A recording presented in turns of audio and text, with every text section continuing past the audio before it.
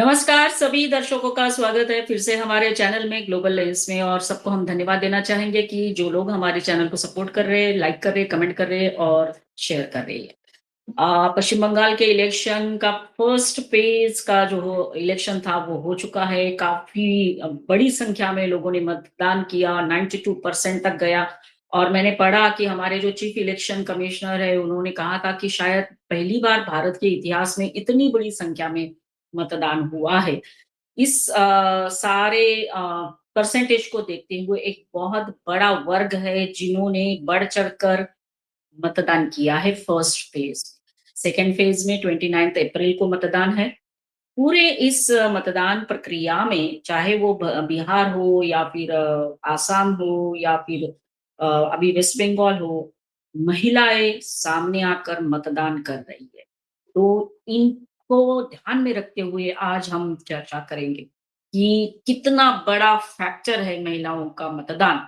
और यही बात जब आती है महिला आरक्षण बिल पर तो वो रिजेक्ट हो जाता है। तो that is what now the thing is about कि इनको ऐसा क्या है मन में कि वो इतनी बड़ी संख्या में आगे आकर शायद पहली बार पश्चिम बंगाल में मतदान कर रही है। तो इस टॉपिक को चर्चा में लेंगे और हमारे साथ जुड़े हैं हमारे विशेष अतिथि political analyst Devendra Kumar sir. Sir धन्यवाद वंस अगेन आप हमारे साथ जुड़े। धन्यवाद वर्षा जी, आपका और आपके दर्शकों का भी। यस सर, सभी लोगों ने चर्चा की। 92% अब जब मतदान हुआ कि घुसपैठियों के बारे में बात हो रही है, विकास के बारे में बात हो रही है, लेकिन सबसे बड़ा मेन रोल अगर कोई खेलेगा इसमें वो है महिलाएं। तो सर आप क्या कहेंगे सर?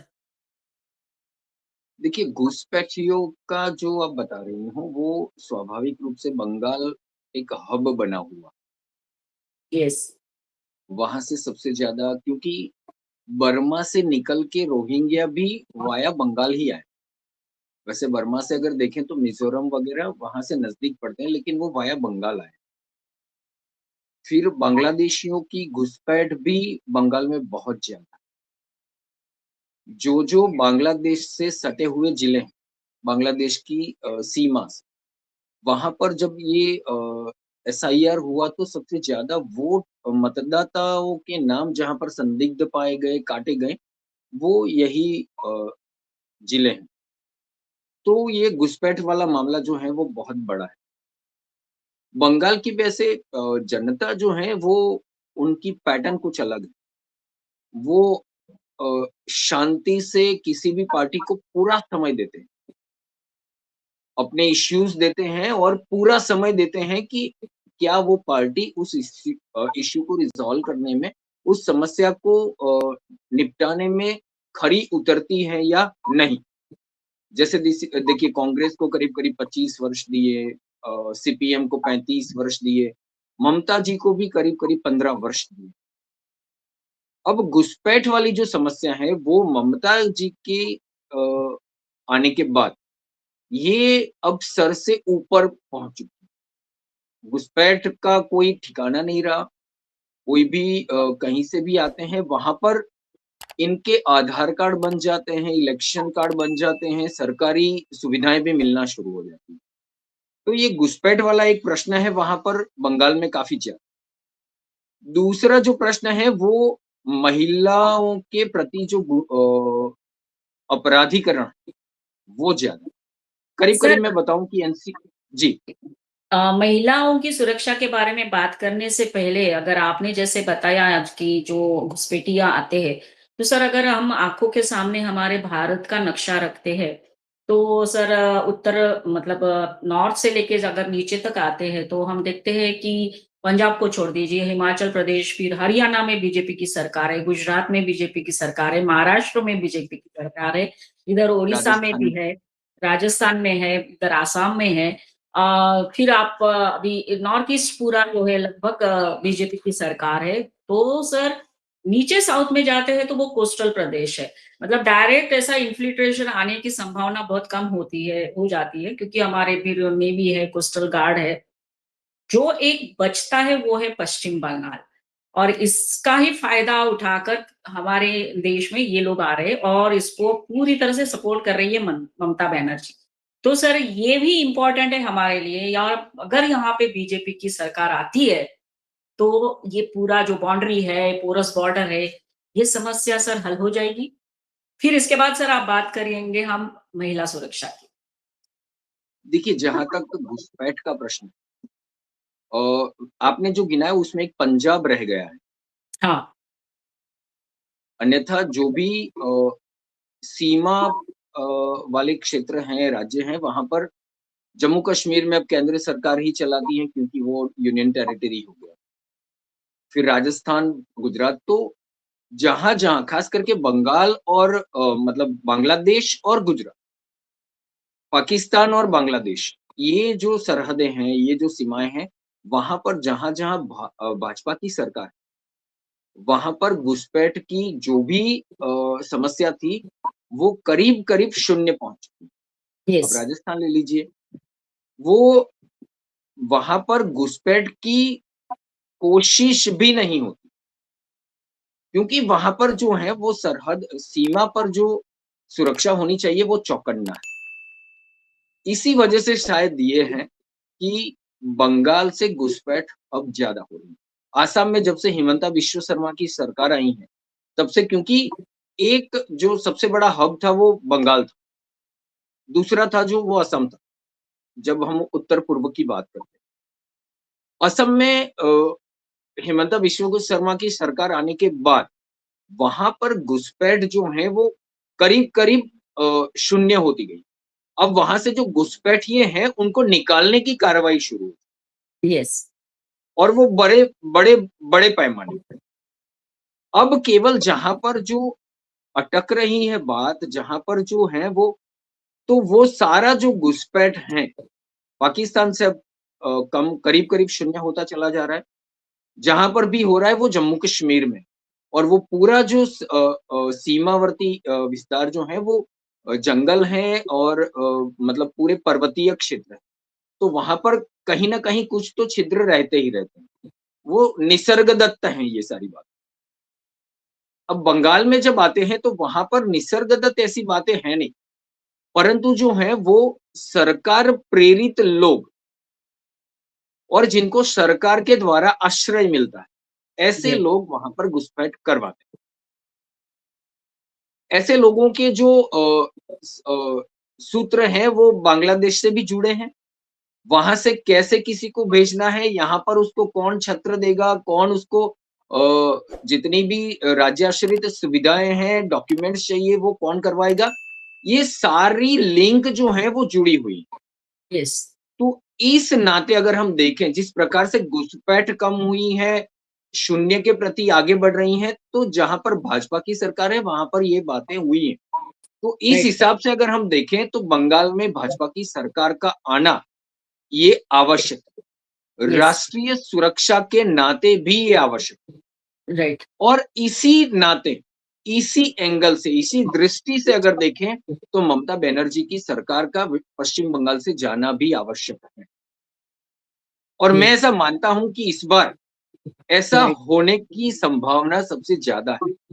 कंडीशन मैं ऐसा मानता हूँ कि अगर प्रथम फेज़ जो गया, प्रथम चरण में जो वोटिंग हुई, उस चरण में, जहाँ यस, पर भाजपा के मजबूती वाले क्षेत्र थे, हुँ, वहाँ से अगर भाजपा 90 से ज़्यादा सीटें निकाल लेती है, तो भाजपा को बहुमत मिलना काफ़ी आसान हो जाएगा क्योंकि जो सेकंड फेज़ है, वहाँ पर 35 से ज़्यादा सीटें भाजपा की यस, और 80 से ज़्यादा सीटें ऐसी हैं जहाँ पर भाजपा रनर अप है, मतलब दूसरे स्थान पर।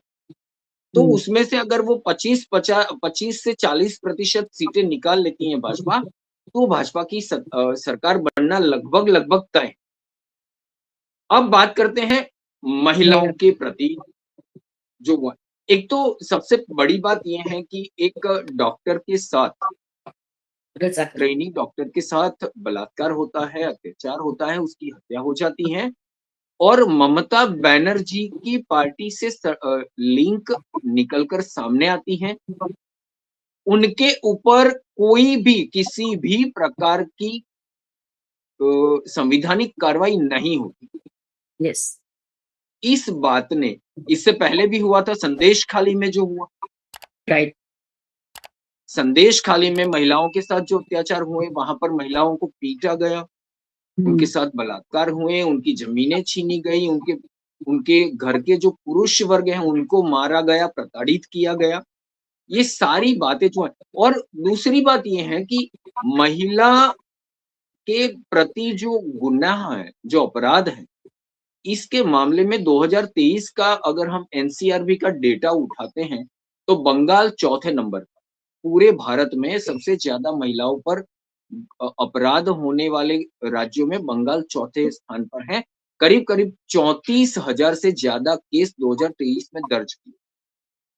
तो एक महिला मुख्यमंत्री होने के बावजूद अगर ऐसी स्थिति है, तो वहाँ की महिलाएँ जो हैं, वो अपने आप को असुरक्षित महसूस कर रही हैं, अनुभव कर रही हैं और इस नाते 50% मतदाता जो हैं, वो मैं मानता हूँ कि नहीं चाहता कि अब ममता बनर्जी की सरकार आए यस।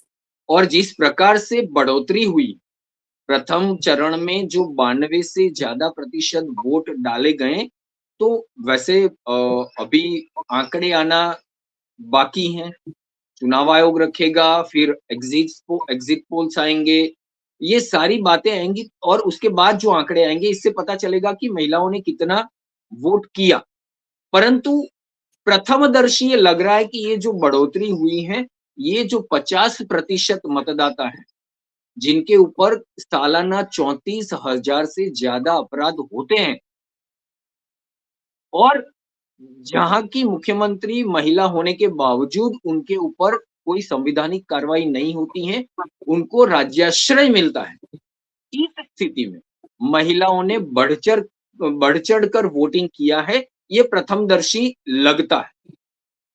अब बात करते हैं भाजपा ने यहाँ पर देखिए महिलाएँ की जो वोटिंग पैटर्न है 2021 को अगर देखें तो तृणमूल कांग्रेस को ममता बनर्जी की पार्टी को करीब-करीब 48 से पता 50% वोट मिलते हैं। भाजपा 38-40% है मतलब 10-12% का यहाँ पर एक गैप है। अब इसको और ड्रिल डाउन अगर आप करें, तो शहरी महिला मतदाता जो हैं, उनका झुकाव अ, टीएमसी की तरफ ज़्यादा है। ओके। गाँव की जो महिला है नहीं, ग्रामीण महिला जो हैं उनका टीएमसी के प्रति झुकाव ज़्यादा है और शहरी महिलाएँ और युवा महिलाएँ, इनकी जो पैटर्न है वो मिक्स होती जा रही है, परंतु उनका झुकाव जो है वो भाजपा के प्रति ज़्यादा हुँ, हुँ। है। अगर क्योंकि सारी चीज़ें जो हैं वो कहीं न कहीं कास्ट के बैनर पर आ जाती हैं, एनालिसिस जब होता है तो अगर हम देखें तो अ, आदिवासी महिलाएँ और दलित महिलाएँ, उनका झुकाव भाजपा के प्रति ज़्यादा है और स्वाभाविक रूप से मुस्लिम वोटर जो हैं, वो स्वाभाविक रूप से टीएमसी को देता है। तो ये जो पैटर्न महिलाओं की पैटर्न अगर हम देखें, तो उसमें अगर मैं शहरी और ग्रामीण देखता हूँ, तो उसमें से ये डेटा अवेलेबल नहीं है कि उसमें से मुस्लिम महिलाएँ कितनी।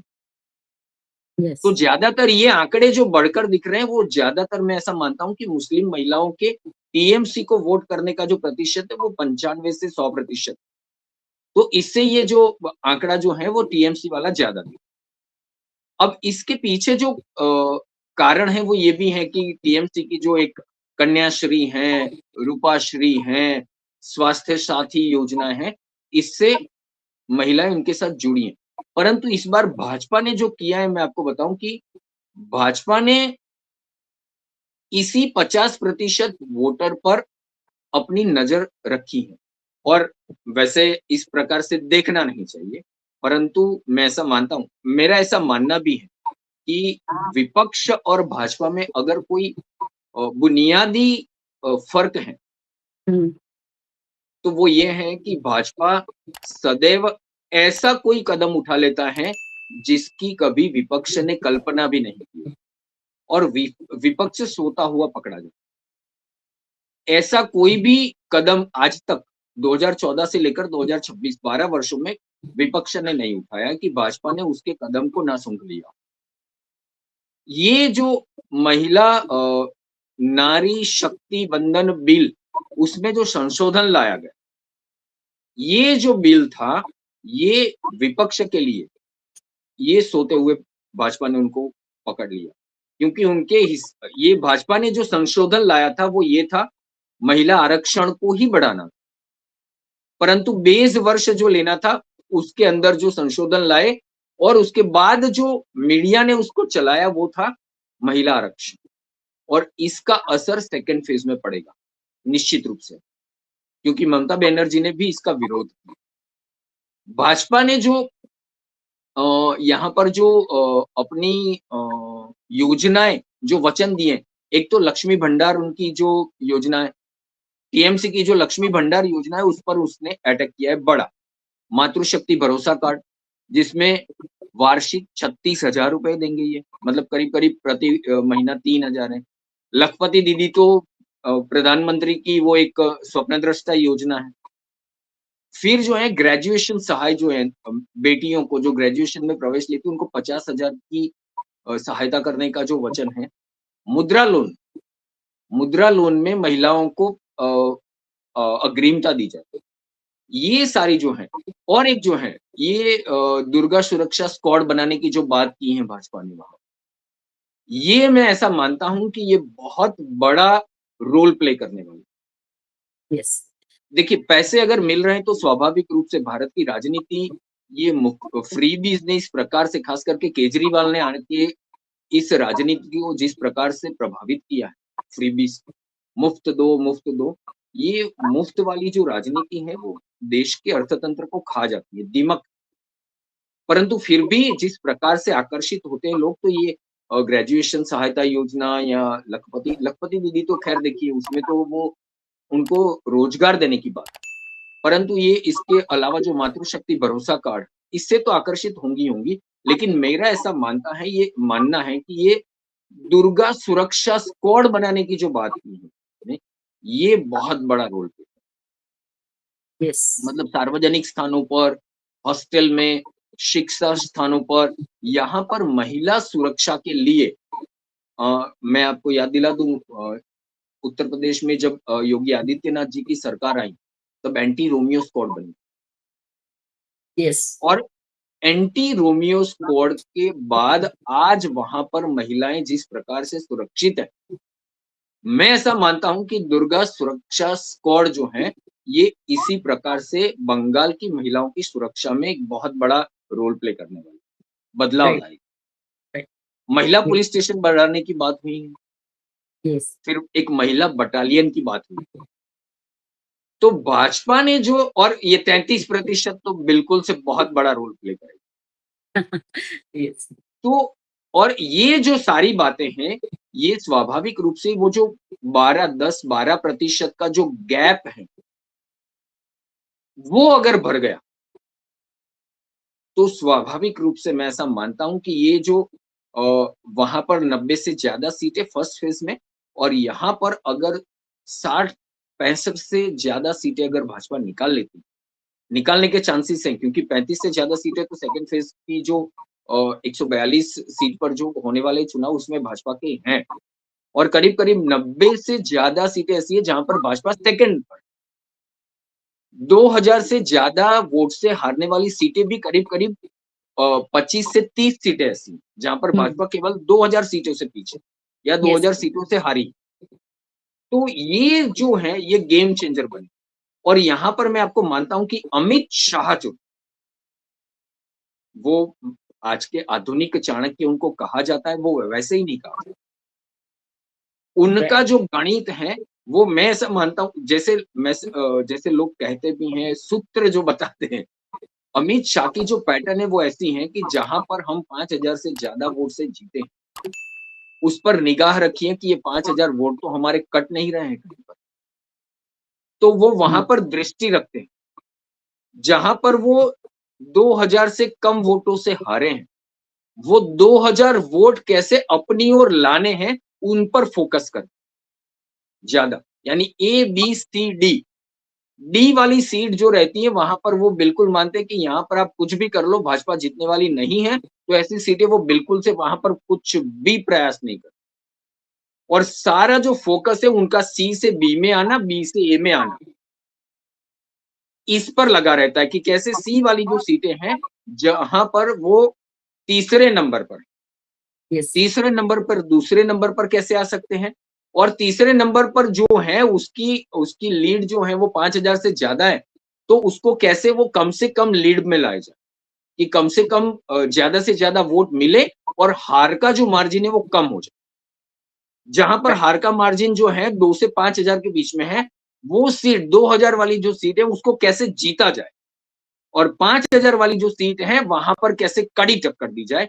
वहाँ पर जो विपक्ष के स्टार प्रचारक रहते हैं और जो प्रत्याशी रहते हैं, उनको कैसे घेरा जाए, यस ताकि सर। वो वहाँ पर वो मतलब ऐसे मुद्दे वहाँ पर लेकर आते हैं कि वो डिफेंस में आ जाते हैं और भाजपा की जो रणनीति जो होती है वो ऑफेंसिव।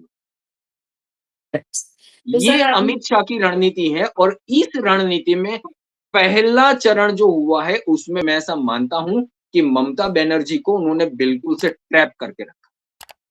राइट भवानीपुर में जाकर अगर ममता बनर्जी 2 हाथ जोड़ के अगर वो क्षमा माँगती हैं, तो ये भाजपा की प्रथमदर्शी जीत मैं मानता हूँ। Yes sir. तो सर हम यही कहेंगे कि अभी जो सेकंड फेज़ में मतदान होगा तो क्या महिलाएँ फिर से उसी तरह से मतदान करेगी या नहीं वो तो उसी दिन पता चलेगा। लेकिन एक बात पक्की है सर कि जब-जब महिला की बात होती है और सुरक्षा का मामला उठता है तब-तब महिला सामने आती है। ये इतिहास भी बताता है हमको। तो क्या आने वाले दिनों में बंगाल में बदलाव में महिलाएँ बहुत बड़ा रोल प्ले करेगी या नहीं, ये 4 मई को ज़रूर पता चलेगा। तब तक के लिए हमको वेट ही करना पड़ेगा। तो सर हम आपको धन्यवाद देना चाहेंगे, आप हमारे साथ जुड़े और ये टॉपिक के ऊपर चर्चा की। सभी दर्शकों को कहेंगे कि हमारा ये वीडियो ज़रूर देखिए, लाइक करिए, कमेंट करिए, शेयर करिए और हमारे चैनल को सब्सक्राइब करिए। धन्यवाद सर, जय हिंद, वंदे मातरम। धन्यवाद वर्षा दी, जय हिंद, वंदे मातरम। Thank you.